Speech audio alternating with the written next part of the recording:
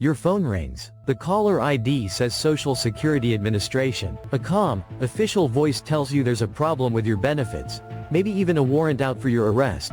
And the only way to fix it right now is to verify your Social Security number and move your money into a safe government account. Every year, this exact call drains millions of dollars from retirees who did everything right their whole lives.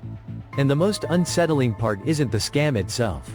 It's how good it has gotten. I'm going to show you exactly how this call works, minute by minute, so the next time your phone rings with that number on it, you already know what's coming before they finish their first sentence. My name is Lana Maines, and every week I break down the money traps nobody warns you about until it's too late. If that matters to you, stay with me, because this one is spreading faster than almost anything else targeting retirees right now. Here's how it actually starts. The phone rings, and the screen shows a number that looks exactly like the real Social Security Administration line. That's not a coincidence, and it's not a mistake on your end. Scammers use a technique called caller ID spoofing, where software lets them display any number they want, including the real SSA hotline. Your phone has no way to tell the difference.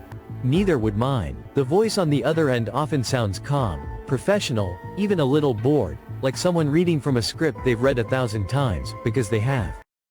They'll use your name. Sometimes they'll even recite the last 4 digits of your real Social Security number, information bought in bulk from old data breaches, just to prove they're legitimate before the real request even begins. Then comes the manufactured emergency.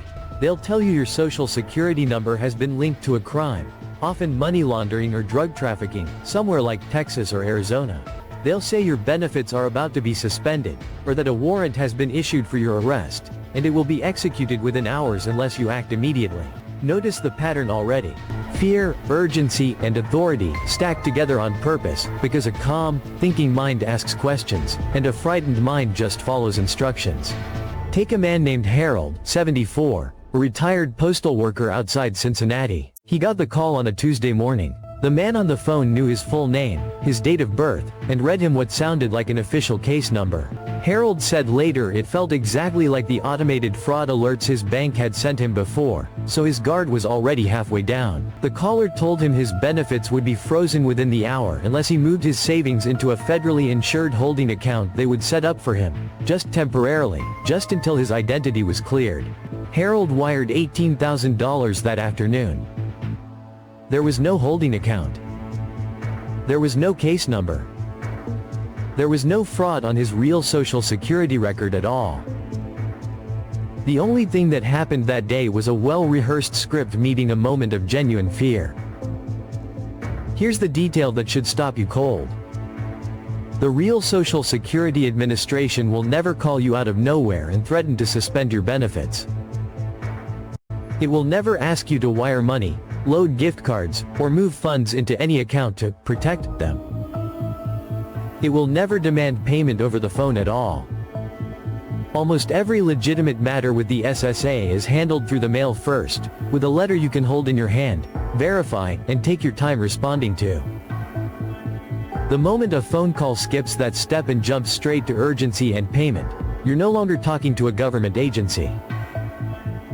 You're talking to a criminal who has studied exactly what makes retirees comply. And there's a reason this particular scam works so well on people who spent decades being careful, responsible, and rule-following. That instinct to respect authority, to not want trouble with the government, to fix a problem quickly and quietly, is precisely the thing being weaponized against you. The scammers aren't guessing. They know that a lifetime of paying taxes on time and never missing a bill makes the threat of a warrant or a frozen benefit land harder than it would on someone younger and more skeptical of unexpected calls. This isn't a flaw in you at all. It's a pattern they exploit deliberately on people just like you right now. Now let's talk about what happens after that first call, because the scam rarely ends with one conversation. It escalates in stages, each one designed to make backing out feel harder than going along. Once you've expressed even a flicker of worry, they'll offer a way to verify your identity, usually by reading back a made-up case number or transferring you to a supervisor with a different, more aggressive voice. That handoff isn't random. A second voice signals seriousness, and seriousness discourages questions. Then comes the payment method, and this is where the mask usually slips. No real government agency will ever ask you to pay a fine or a protection deposit using gift cards, wire transfers, cryptocurrency, or a courier collecting cash. Those methods share one thing. They're nearly impossible to trace or reverse once the money moves, which is exactly why scammers choose them over a credit card charge or a check. If a caller asks for payment through any of these, the conversation is already over. Take a woman named Marjorie, 69, a retired librarian in Tucson. She got a call telling her someone had opened 3 bank accounts using her social security number to launder drug money, and that federal agents were already en route to search her home unless she cooperated immediately. Marjorie was terrified, and understandably so. The man on the phone told her the only way to protect her funds while the investigation cleared her name was to withdraw $4,000 in cash and load it onto gift cards, then read him the numbers on the back over the phone. She got as far as the pharmacy counter with 6 gift cards in hand before the cashier, who had seen this exact scenario before, gently asked her who she was buying them for. That one question broke the spell. Marjorie hung up, called her daughter, and never lost a cent. The scam didn't fail because Marjorie was careless. It nearly succeeded because the fear was real. It failed because someone outside the call interrupted the momentum at exactly the right moment. That's the single most useful thing to understand about how these calls work. They rely on speed and isolation, wanting you moving before you've had time to think, and doing it alone, without pausing to call your bank, your kids, or Social Security itself to check. Every safeguard you build works by breaking one of those 2 things and giving yourself room to breathe. So here's what that looks like in practice. If a call claims to be from Social Security and mentions a suspended benefit, a warrant, or moving money, hang up immediately. Then call Social Security yourself, using the number on an old benefit statement or SSA.gov, never a number the caller gives you. The real agency will confirm within minutes that no such warrant or investigation exists, because it never does. Build a few habits now, while your head is clear, because that's when these decisions get made well.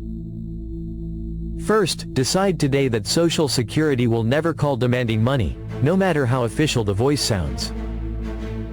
Second, if a call mentions gift cards, wire transfers, or a courier collecting cash, treat that alone as proof of a scam. Third, tell someone, a spouse or adult child, anyone, who can be your outside voice in the moment fear tries to make you act alone. Fourth, if unsure, hang up and verify through SSA.gov, never a callback number the caller supplies. Fifth, if you've already sent money, don't let embarrassment slow you down. Call your bank, report it at reportfraud.ftc.gov, and contact Social Security's fraud hotline. Acting within the first hour matters more than waiting out of shame. None of this happens because someone was foolish. These calls are engineered by people who study exactly how fear moves through a careful mind, and they get it right often enough to make a living off it. Harold and Marjorie aren't cautionary tales about people who should have known better. They're proof that anyone can be caught off guard by a voice official enough and a threat landing at exactly the wrong moment. The fix was never becoming suspicious of every call for life. It's knowing 3 things that never change. Real agencies don't demand instant payment. Real emergencies never require gift cards or wire transfers. And real problems can always wait 10 minutes for you to hang up and verify. Keep those close, share them with someone who needs to hear them, and the next time that call comes through, you'll already know exactly what you're listening to.